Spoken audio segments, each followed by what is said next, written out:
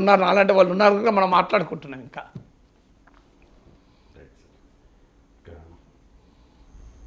లోక్సభలో జమిలీ బిల్లుల మీద చర్చ జరిగింది సార్. జాయింట్ పార్లమెంటరీ కమిటీకి ఈ బిల్లును పంపించారు.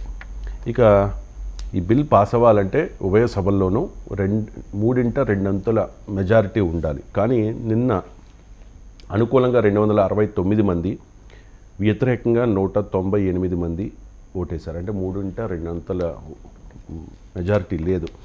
అండ్ శివసేన ఠాక్రే వర్గం వ్యతిరేకించింది, బిజు జనతాదళ్ తటస్థంగా ఉంది, సిపిఎం అపోజ్ చేసింది, ఎంఐఎం అపోజ్ చేసింది, వైసీపీ, టీడీపీ, జనసేన పార్టీలు స్వాగతిస్తూ అనుకూలంగా ఓటేసాయి. కాంగ్రెస్ను అలాగే భారతీయ జనతా పార్టీకి సంబంధించిన 20 మంది ఎమ్మెల్యేలు ఈ ఓటింగ్లో పాల్గొనలేదు సార్. 20 మంది ఎంపీలు, ఎంపీలు ఓటింగ్లో పాల్గొనలేదు. సో ఏంటి సార్, బలం ఉందనుకోవాలా? ఇది ఎలా సాధ్యం అవుతుంది? ఇప్పుడు నిన్న గనక బిల్లు ఆమోదానికి అయి ఉంటే బిల్లు వీగిపోయేది కదా. మీరు చెప్పిన గణాంకాలే 269 బిల్లుకు అనుకూలంగా ఓటేశారు. అంటే వాస్తవంగా నిన్న బిల్లు పైన ఓటింగ్ కాదు, బిల్లు ప్రవేశపెట్టడానికి అనుమతి పైన ఓటింగ్. అంటే పార్లమెంటరీ ప్రొసీజర్స్ ఏంటంటే ఫస్ట్ బిల్లు ప్రవేశపెట్టడానికి కూడా సభ అనుమతి ఇవ్వాలి. సభ అనుమతి లేకుండా ఇష్టం వచ్చినట్టు బిల్లులు పెట్టడం. సో బిల్లు ప్రవేశపెట్టడానికి అనుమతి సాధారణంగా ఇచ్చేస్తారు. ఏ సావిట్ so the minister will now present the bill to the house అంటాడు.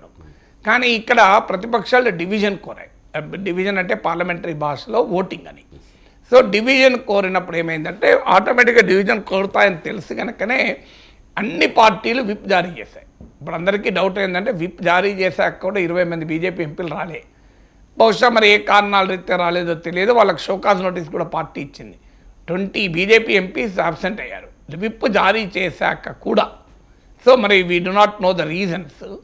మరి పార్టీ ఏ షోకాజ్ నోటీస్ ఇచ్చింది అంటే పార్టీ అనుమతి తీసుకునే వాళ్ళు గైరాజరయ్యారని చెప్పలేము.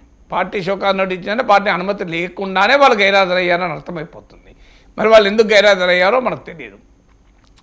జనరల్గా నిర్లక్ష్యం వల్ల గైరాజరయ్యారా, దేనివల్ల అది మనకు ఇంకొన్ని రోజులు పడుతుంది అర్థమయ్యటానికి. కానీ ఫండమెంటల్గా ఏంటి అంటే ఓటింగ్లో పాల్గొన్న వాళ్ళు 2/3 సపోర్ట్ చేయాలి ఈ సవరణలకు. బిల్లు ప్రవేశపెట్టడానికి అనుమతికి 50% సరిపోతుంది. 50% + 1 సగం సింపుల్ మెజారిటీ సరిపోతుంది. అందుకే నిన్న 269, 198 అంటే సింపుల్ మెజారిటీ ఉంది కనుక వచ్చేసి 467 మంది సభ్యులు ఓటింగ్లో పాల్గొంటే 269 మంది మద్దతుగా ఇచ్చారు కనుక. కానీ 2/3 అయితే మాత్రం క్లియర్గా ఓటు లేదు కదా. అంటే అప్పటి వరకు మరి అందరూ వచ్చినా కూడా ఇప్పుడు లోక్సభలో 543 మంది ఎంపీలు ఉన్నారు. అంటే మీకు 362 రావాలి మీకు అనుకూలంగా. మీకు బీజేపీకి ఉన్న బలమే 290, ఎన్డీఏకి ఉన్న బలమే 293. సో అందులో వైసీపీకి ఒక 4 ఉన్నారు, అకాలీదలకు 1-2 ఉన్నట్లున్నారు.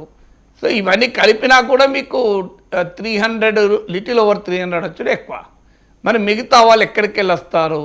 ఇప్పుడు జేడీయూ మౌనంగా ఉందని కూడా ఇవాళ పేపర్లో వచ్చింది. మరి జేడీయూ ఏం చేస్తుంది? సో బిజు జనతాదళ్ తటస్థంగా ఉంది అని అంటున్నారు. అందుకే జాయింట్ పార్లమెంటరీ కమిటీకి పంపారు. మీరు చూడండి, అసలు గతంలో ఒక బిల్లును సెలెక్ట్ కమిటీకో జేపీసీకో పంపాలి అంటే ప్రతిపక్షాలు పెద్ద ఎత్తున పోరాటం చేసినా ప్రభుత్వం అంగీకరించేది కాదు.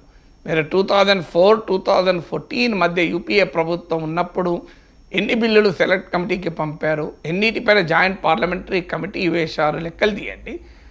ఈ 10 ఏళ్లలో గణనీయంగా పడిపోయాయి. అంటే పార్లమెంటరీ సెలెక్ట్ కమిటీకి పంపడం కానీ జేపీసీ వేస్తానికి కానీ అంగీకరించలేదు. ప్రధాని పైన జేపీసీ వేయాలని, హిండెన్బర్గ్ రిపోర్ట్ పైన జేపీసీ వేయాలి అంటే వేయలే. ఇప్పుడు తాజాగా అమెరికా న్యాయ మంత్రిత్వ శాఖ డిపార్ట్మెంట్ ఆఫ్ జస్టిస్ కేసు పైన జేపీసీ వేయాలంటే వేయలే. కానీ దీనిపైన అసలు ప్రతిపక్షాలు అడగక ముందే ప్రధానమంత్రి జేపీసీకి రెఫర్ చేయమని చెప్పేశాడని చెప్పి హోంమంత్రి అమిత్ షా చెప్పాడు లోక్సభలో. అంటే ఎంత ఉదారంగా ఒప్పుకున్నారు. కారణం ఏంటంటే మెజారిటీ లేదు, అసలు విషయం అది. సో అందువల్ల జేపీసీ కేసు ఈలోగా పార్లమెంటరీ మేనేజ్మెంట్, పొలిటికల్ మేనేజ్మెంట్ ప్రారంభమైంది. దీనిపైన మీరు చూడండి, ఇండియా కూటమిలో కొన్ని పక్షాలు ఇప్పుడు వ్యతిరేకించిన పార్టీలు కూడా రేపు ఏం చేస్తే తెలియదు. వాళ్ళు ఏవైనా అటు ఇటు మారినా మారుతారు. ఎందుకంటే నేను ఇండియా కూటమి చాలా యునైటెడ్గా ఉంది. ఇటీవల 3 అంశాలపైన వాళ్లకు డిఫరెన్సెస్ వచ్చాయి. ఒకటి, అదాని అంశమే పట్టుకొని ఉండాలా, వేలాడాలా అంటూ తృణమూల్ అభ్యంతరం చెప్పింది. మాకు సభ నడవడం ముఖ్యం, మాకు సంభాలు చర్చించాలని అఖిలేష్ యాదవ్ అన్నారు.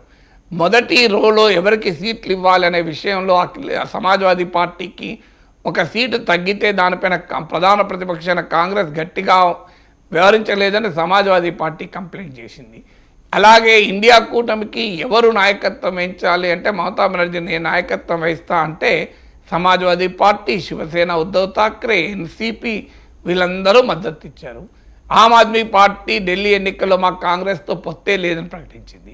ఇండియా కూటమిలో ఇన్ని డివిజన్స్ వచ్చాయి ఇటీవల కాలంలో, ఇంక్లూడింగ్ ఇండియా కూటమికి ఎవరు నాయకత్వం వహించాలనే దాంట్లో డివిజన్స్ వచ్చాయి. పార్లమెంట్లో ఎలా వ్యవహరించాలనే దానిపైన డివిజన్స్ వచ్చాయి. అదాని అంశంపైన కాంగ్రెస్ ఇతర పార్టీలు ప్రొటెస్ట్ చేస్తుంటే తృణమూల్, సమాజ్వాదీ పార్టీలు పాల్గొనలేదు అందులో. ఇన్ని హెచ్చరికలకు కూడా మళ్ళీ ఈ జమిలీ ఎన్నికలకు వ్యతిరేకంగా ఇండియా కూటమి పక్షాలన్నీ ఐక్యంగా నిలబడ్డాయి. కానీ పొలిటికల్ మేనేజ్మెంట్తో రేపు భవిష్యత్తులో ఏం చేస్తారో తెలియదు. అందుకే జాయింట్ పార్లమెంటరీ కమిటీ వేశారు. ఈలోగా కావలసినటువంటి ప్రయత్నాలు జరుగుతాయి. ఇప్పుడు లోక్సభలోనే 2/3 లేదంటే రాజ్యసభలో 2/3 అవకాశమే లేదు. అందువల్ల ఈ బిల్లు భవిష్యత్తు పైన క్వశ్చన్ మార్క్స్ ఉన్నాయి. అయితే బీజేపీ, మోడీ, అమిత్ షాల పొలిటికల్ మేనేజ్మెంట్ పైన విశ్వాసం ఉంది కనుక, వాళ్ళ సామర్థ్యం పైన, ప్రతిపక్షాల నిజాయితీ పైన అనుమానాలు ఉన్నాయి కనుక ఈ బిల్లుకి ఏమైనా మెజార్టీ రావచ్చేమో అని డౌట్. న్యాయంగా అయితే బిల్లుకు మెజార్టీ లేదు, క్లియర్గా తెలుస్తుంది. ఒకే దేశం ఒకే ఎన్నిక బిల్లుకు పార్లమెంట్లో అవసరమైన మెజారిటీ లేదు. ఇక మెజారిటీ మ్యానుఫ్యాక్చర్ చేయవచ్చు. గత చరిత్ర చూసినా మ్యానుఫ్యాక్చర్ జరిగింది. మ్యానుఫ్యాక్చర్ చేయగలిగిన బీజేపీ నాయకత్వ సామర్థ్యం పైన ప్రజలకు నమ్మకం ఉంది. మ్యానుఫ్యాక్చర్ అవ్వటానికి కావలసినటువంటి బలహీనతలు ప్రత్యర్థుల్లో ఉన్నాయి కనుక అనుమానం ఉంది. అందువల్ల యాజ్ ఆఫ్ టుడే మెజారిటీ లేదు. Maybe majority will be manufactured. ఇక రాజ్యాంగానికి, సమాఖ్య స్ఫూర్తికి ఇది విరుద్ధము అంటూ విపక్షాలు ఆరోపణలు చేస్తూ ఉన్నాయి సార్. ఇది దేశహితం